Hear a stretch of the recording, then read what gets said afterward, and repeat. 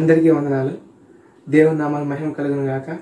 మరొకసారి మనం మరొక వారంలో కలిసిన భాగ్యాన్ని దేవుడు మనకు అందించినందుకు దేవుడికి వందనాలు చెల్లిస్తూ ప్రార్థన చేసుకుందాం. మహాపరిశుద్ధుల గొప్ప దేవుడా, సర్వోన్నతుల సర్వాధికారి యేసయ్య స్తోత్రం తండ్రి.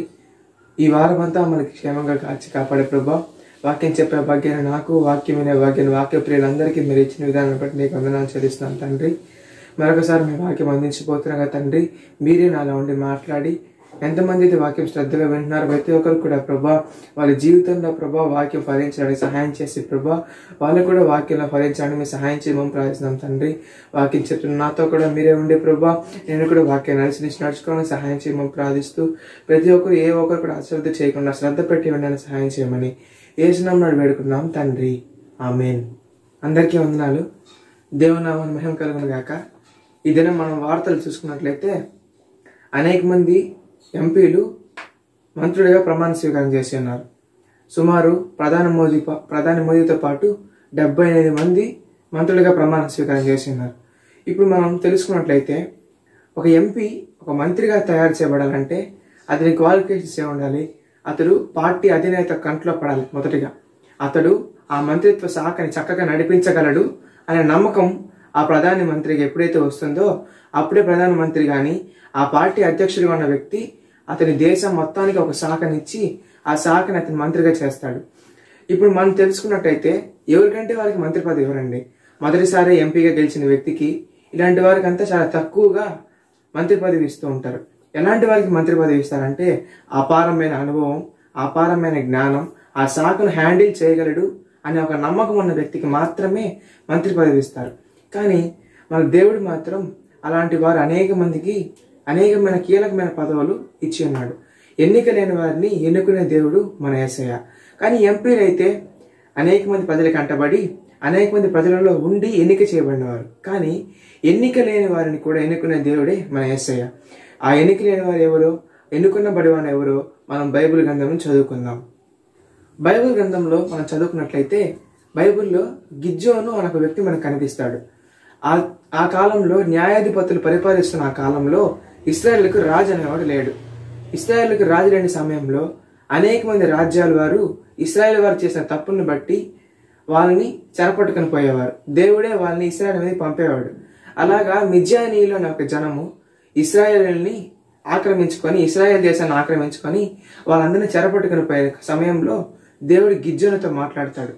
నీవే వచ్చి నా ప్రజల్ని విడిపించాలి, నీవే యుద్ధం చేసి విస్తారమైన సైన్యాన్ని ఓడించి ఇశ్రాయేల్ని విడిపించాలి అని చెప్తాడు. బైబిల్లో ఒక మాట ఉంటుంది, అదేంటంటే వాళ్ళు ఇసుక రేణువులంత విస్తారమైన సైన్యంతో వచ్చి ఇశ్రాయేల్ మీదకి యుద్ధం చేసేకి వచ్చారంట. కానీ దేవుడు మాత్రం వాళ్ళని నువ్వు 300 మందితో వాళ్ళని రక్షించాలి అని చెప్తాడు. దానికి గిద్యోను ఏమంటాడంటే, నేను ఎన్నిక లేని వాడును, నా కుటుంబం ఎన్నిక లేనిదే, నేను ఎలాగ ఈ పని చేయగలను అని అంటాడు. ఆ లేఖనాల్ని మనం బైబిల్ నుంచి చదువుకుందాం. న్యాయాధిపతి గ్రంథం 6వ అధ్యాయం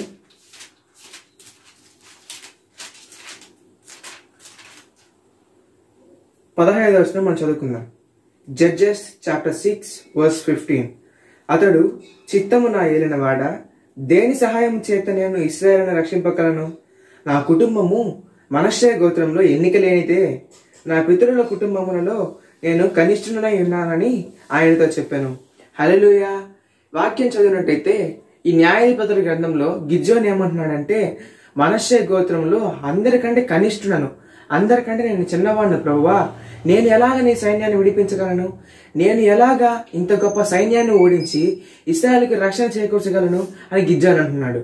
దానికి దేవుడు ఏమంటున్నాడంటే, చదువుదాం, అదే వచనం చదువుకుందాం. 15వ వచనం. అందుకు యెహోవా, అయిననేమి, నేను నీకు తోడై ఉందును గనుక ఒకే మనిషిని హతము చేసినట్లు మిద్యానీయులను నీవు హతము చేయదని సెలవిచ్చాను. హల్లెలూయా.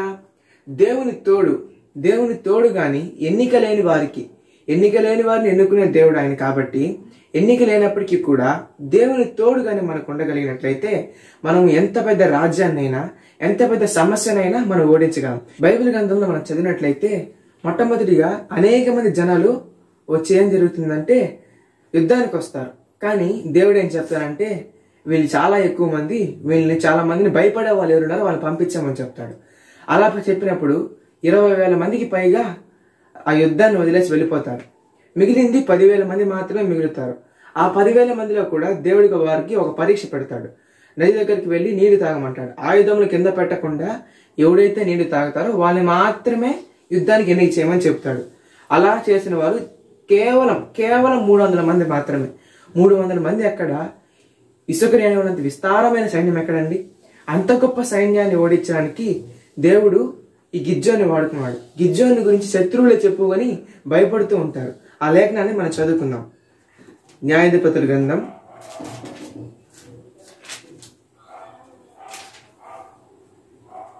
7వ అధ్యాయం 12వ వచనం చదువుకుందాం. మిద్యానీయులను, అమాలేకీయులను, తూర్పు వారును లెక్కకు మిడతల వలె ఆ మైదానంలో పరుండి ఉండేది. వారు ఒంటెలు సముద్ర తీరమందున ఇసుక రేణువుల వలె లెక్కలేనివై ఉండెను. ఇక్కడ మన వాక్యం చదివినట్లయితే ఒంటెలు మాత్రమే, ఓన్లీ ఒంటెలు మాత్రమే ఇసుక రేణువులతో ఉన్నాయంట. ఒంటెలే అన్నుంటే గుర్రాలు ఉండొచ్చు, ఏనుగులు ఉండొచ్చు, మనుషులు ఉండొచ్చు.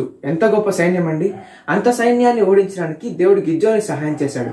అంత గొప్ప సైన్యాన్ని నడిపిస్తున్న నాయకులు కూడా గిద్యోనికి భయపడుతున్నారు. ఆ వాక్యాన్ని చదువుదాం. గిద్యోను వచ్చినప్పుడు ఒకడు తాను కనిన కలను తన చెలికానికి వివరించుచున్నాను. ఎట్లనగా, నేను ఒక కల కంటిని.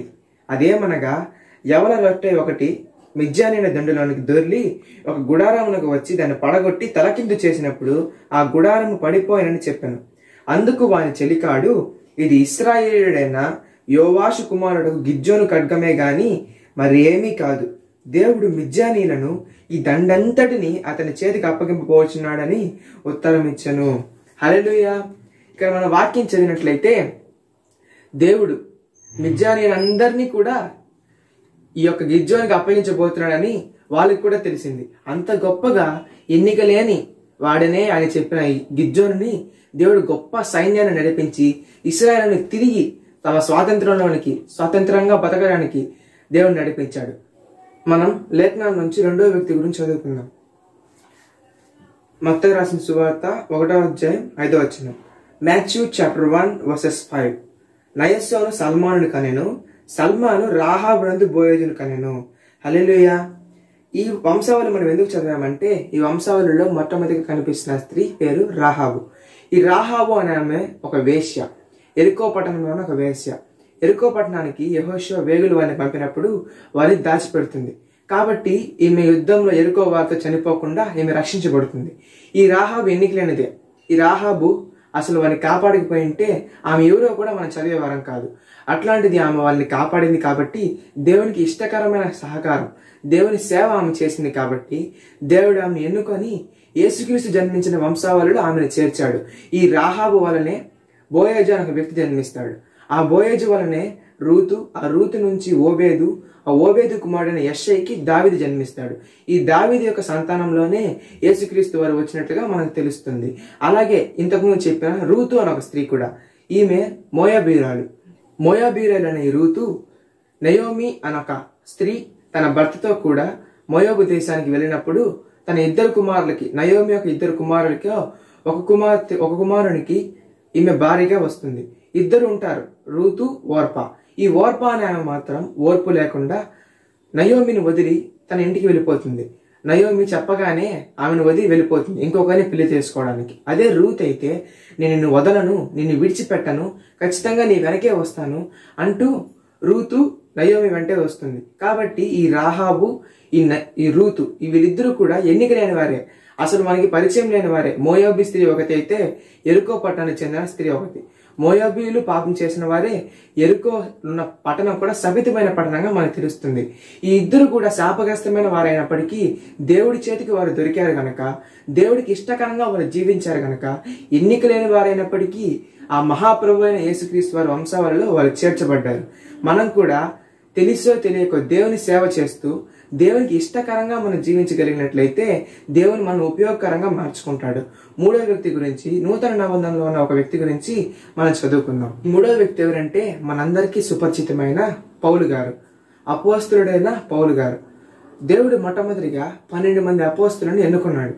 కానీ ఈ ఇస్కరియోతు యూదా అనే వ్యక్తి దేవునికి విరోధంగా పాపం చేసి యేసుక్రీస్తు వారిని అమ్మివేయడం వలన అతడు ఆత్మహత్య చేసుకుని చనిపోతాడు. కాబట్టి ఈ వ్యక్తి అపోస్తలుల నుంచి తొలగించబడతాడు. కాబట్టి 11 మందే ఉంటారు. ఇంకొక వ్యక్తి ఎవరు అనేసి మనకు తెలియదు. ఆ వ్యక్తి కోసం ఇద్దరికి చీట్లు వేస్తారు. వాళ్ళిద్దరిలో ఒకరి పేరు చీటీ పడుతుంది. వాళ్ళని దేవుడు ఎన్నుకున్నారని అపోస్తలులందరూ అనుకొని అతన్ని అపోస్తలుల లిస్టులో చేరుస్తారు. కానీ ఎవరి దృష్టిలో లేని దుర్మార్గుడైన సౌలు, ఎవరి దృష్టిలో లేని ఒక నీచుడైన సౌలు పౌలుగా మార్చబడి, అనేక మంది క్రైస్తవుని హింసించిన ఒక సౌలే పౌలుగా మార్చబడి 14 పత్రికలు రాసేవారుగా దేవుడు వాడుకున్నాడండి. ఆ వాక్యాన్ని పౌలే చెప్తాడు. ఆ లేఖనాన్ని మనం చదువుకున్నాం. గలతీయులకు రాసిన పత్రిక 2వ అధ్యాయం 8వ వచనం చదువుకున్నాం. అనగా సున్నతి పొందిన వారికి అపోస్తులుడవుటకు పేతురునకు సామర్థ్యం కలుగజేసిన వాడే అన్యజనులకు అపోస్తులుడవుటకు నాకును సామర్థ్యం కలుగజేసినని వారు గ్రహించినప్పుడు. హల్లెలూయా. ఇక్కడ మనం చదివినట్లయితే అక్కడ ఏం చెప్తున్నాడంటే, అన్ని జనులలో ఉన్న నన్ను అన్ని జనులకు అపోస్తులుగా దేవుడు చేశాడని పౌలు భక్తుడు చెప్తున్నాడండి. అన్ని జనులలో ఉన్న, అసలు ఎవరి దృష్టికి కనపడలేదు. అసలు ఒక పరిసయ్యుడిగా క్రీస్తుకు వ్యతిరేకంగా ఉన్న ఒక వ్యక్తి ఎన్నిక లేనప్పటికీ దేవుడి ప్రణాళికలో అతడు ఉన్నాడు. కాబట్టి దేవుడు అతన్ని ఎన్నుకొని అతన్ని ఒక గొప్ప అపోస్తలుడిగా, మనందరం కూడా ఈ సంఘం ఈ దినము ఉందంటే, సంఘం ఈ దినమును స్థిరంగా నిలబడి ఉందంటే అతని వాక్యం వలనే అండి. పౌలు గురించి ధ్యానించిన వ్యక్తి ఒక్కరు కూడా ఉండరు. ఎంత పెద్ద 300 కోట్ల మంది క్రైస్తవులలో రోజుకు ఒక్కసారైనా పౌలు గురించి మనం జ్ఞాపకం చేసుకోవాల్సిందే. అంత గొప్ప వ్యక్తిగా తయారు చేయబడడానికి కారణం ఏమంటే అతని యొక్క డెడికేషన్. అతడు సేవకు తను సమర్పించుకున్నాడు. సేవకు తను దేవుడే అంతా, నాకు ఇంకెవరూ లేరు అన్నంతగా అతడు ఉన్నాడు. కాబట్టి మనం కూడా దేవుడే సర్వస్వంగా మనల్ని భావించుకున్నట్లయితే, ఎన్నిక లేనప్పటికీ నీవు పనికిరాని వాడివే కావచ్చు, నువ్వు ఎందుకు కొరగాని వాడివే కావచ్చు, కానీ దేవుడు మనల్ని వాడుకుంటాడండి. నేను ఎందుకు పనికిరాని వాడినే, అనేకమైన పాపములు చేసిన వాడినే, దుష్టును దుర్మార్గుడైన వాడినే, కానీ దేవుడు నన్ను కూడా వాడుకొని మీలాంటి వారికి వాక్యం చెప్పే భాగ్యాన్ని దేవుడు నాకు అందించాడు. కాబట్టి మనం కూడా దేవుని విశ్వాసం ఉండి, దేవుని నమ్మిక కలిగి దేవుని సేవ చేస్తూ గిజ్జోని వలె దేవుని నమ్మిక కలిగి ఉన్నట్లయితే, రూతు రాహాబు వలె దేవుని పని చేస్తూ ఉన్నట్లయితే, పౌలు వలె డెడికేషన్ కలిగి ఉన్నట్లయితే, ఎన్నికలేని వారైనప్పటికీ కూడా దేవుడు మనల్ని ఎన్నుకుంటాడు. ఈ 3 వ్యక్తుల వలె, ఈ 4 వ్యక్తుల వలె మనం తయారు చేయబడదాం. ప్రతి ఒక్కరు కూడా, ఏ ఒక్కరు కూడా నేను పనికిరాని వాడిని అనుకోవద్దండి. ఎంత నీచుడైన వారిని కూడా దేవుడు వాడుకోగలడు. అతడు ఒక నరహంతకుడు అండి. పౌలు అనే వ్యక్తి అనేక మంది క్రైస్తవుల్ని ఈడ్చుకు వెళ్ళి చంపినవాడు. స్త్రీలని, పిల్లలని ఏ ఒక భేదం లేకుండా చంపినవాడు. కానీ అలాంటి వాడిని దేవుడు వాడుకున్నాడంటే మనం చాలా బెటర్ కదండి వాళ్ళకంటే. కాబట్టి దేవుడు మనల్ని కూడా వాడుకుంటాడు. ఏ ఒకడు కూడా నిరాశ పడద్దండి. ఎన్నిక లేని వారిని ఎన్నుకునే దేవుడు. కాబట్టి మనల్ని కూడా దేవుడు ఎన్నుకుంటాడు, మనల్ని కూడా దేవుడు ముందుకు నడిపిస్తాడు. ఈ వాక్యాన్ని దేవుడు దీవించి ఆశీర్వదించును గాక. ఆమేన్. Yeah.